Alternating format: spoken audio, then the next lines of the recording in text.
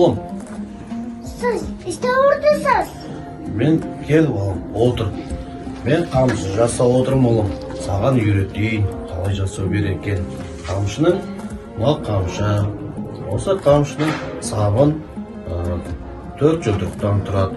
4 жұдырықтан алып, өлшеп алып, жасайсың, осыны кесіп аласың. Бұл ағашы тобылғы ағашынан жасалады, қайын ағашынан жасалады балам. Мына жағы неге қайыстан жасалады. Қойдың мойнындағы терісінен қайыстан жасалады, неге қаттан мықты. Мына 8 өрімнен тұрады қамшының. Көрдің бе? Ұстап көрші маған мына жер. Қандай мықты, көрдің бе? Күшті ме екен? Жақсы ма екен? Қамшы деген үйдің төрінде тұрады. Төріне қояды. Кәнеге оğlum mesela мынаны көрдің бе? Мына алып, мынандайдан кесіп алып, неге осылай қайыстан жасалады. Көрдің бе? Осылай.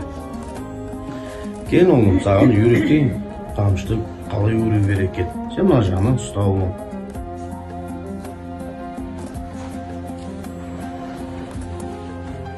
Анашым, siz ne istеп отырсыз? Келе ғой қызым, төлет. Мен саған не істеп отқанымды қазір айтамын, көрсетемін. Қызым, мен мына жақта құрақ құрап отырмын. Негізі құрақтардың сан алуан түрлері өте көп.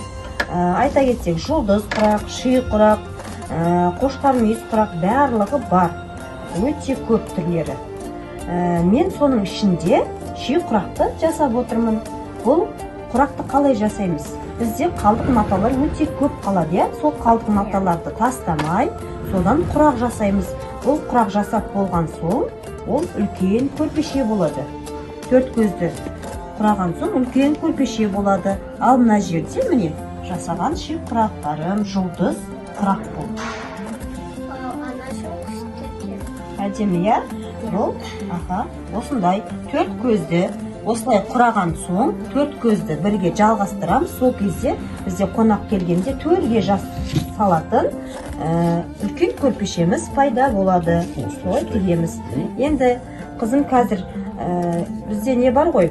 Қазақта мақал бар. Сулы жер құрақсыз болмас, таулы жер бұлақсыз болмас дейді.